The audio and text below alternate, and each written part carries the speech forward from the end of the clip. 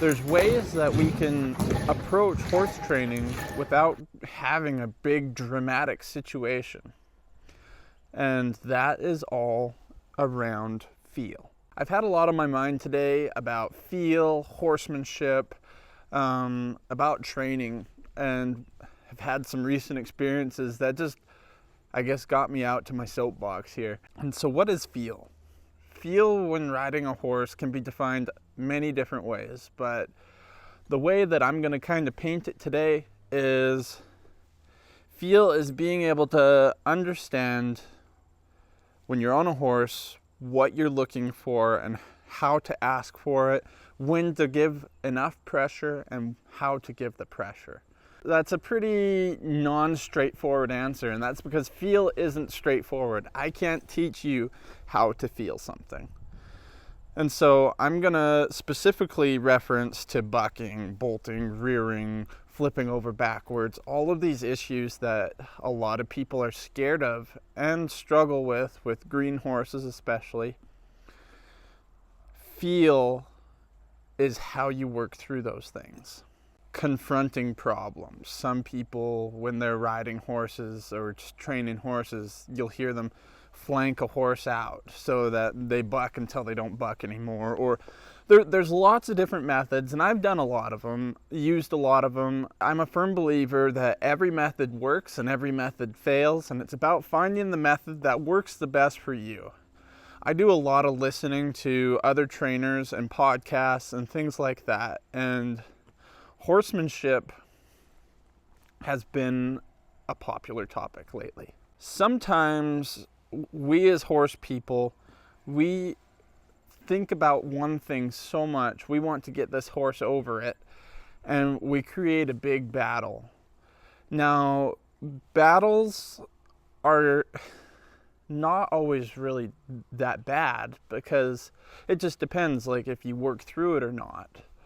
If you go to touch a horse's ears and they start fighting it, and you stick with it until they finally quit and stuff, yes, you got through it and probably ended better than where you started, but there was probably a different way around it. Another way of working with that theory I have is the constant debate. Catching horses. Is it better to catch horses with grain or without grain? I say you got to assess the situation, but for the most part, if a horse is hard to catch, I would rather catch them with grain every day. I had a trainer I was talking to one time. He said, I like my horses to like to come up to me. And I was like, okay, that's fair enough when I'm sitting out there for 20 minutes chasing the stupid things around the pen. And so, you know, some people are so fixated on catching horses without grain, and you can spend months chasing these horses around the pen, but it doesn't take very long if you get them liking grain and they come for grain every day, then all of a sudden catching them is a positive experience, a positive situation. They'll come up to you, they like being around you. And so finding those little things to avoid battles creates an overall positive experience. Now, there's a balance to this too, though. You can't just not like go and ride on the trail because you don't want to have a bad experience crossing the river. You're going to have to cross a river eventually, if I guess that's what you want to do. I enjoy the mountains and things like that, and so crossing rivers is just part of it.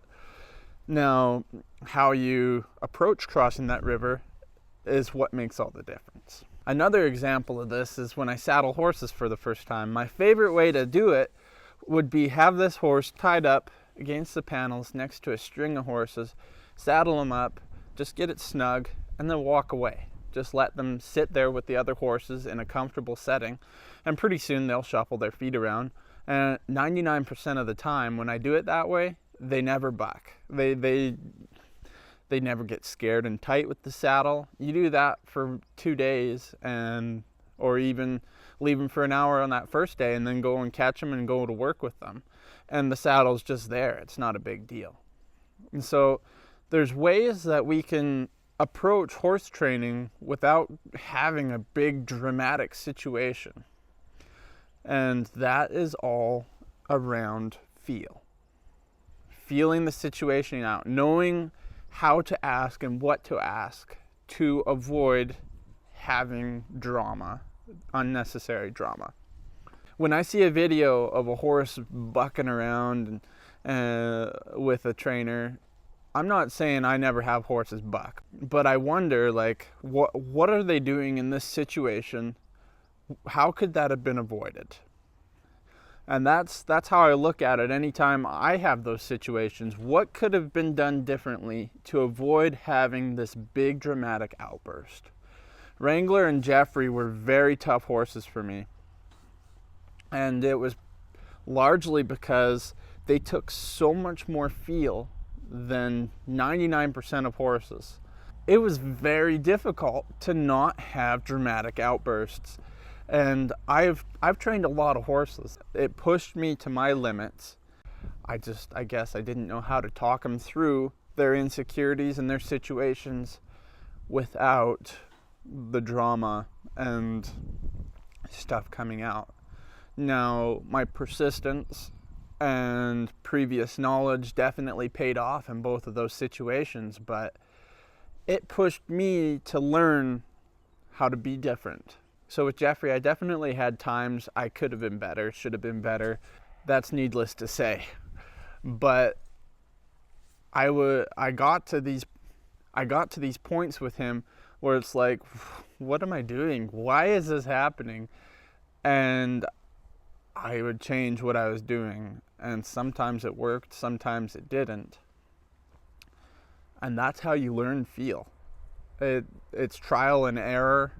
It's putting yourself in a situation that's going to stretch you, but also not putting yourself in a situation that you're not going to be able to grow.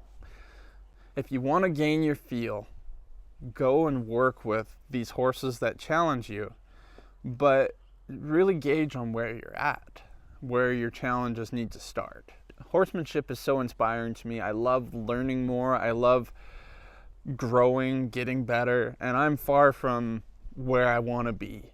I'm not a touchy-feely guy, and horsemanship is turning more into the touchy-feely stuff. It's really not about lovey-dovey, but it's about assessing the situation and just bettering ourselves and bettering the horses and learning how to do it more smoothly. If you want to learn more about my horse training methods, we have our 22 episode series of Jeffrey on my website, as well as my foundation training series. We're posting calamities training series. All of it is at barjailhorsetraining.com. Go check it out. Thanks for watching, and we'll see you down the trail.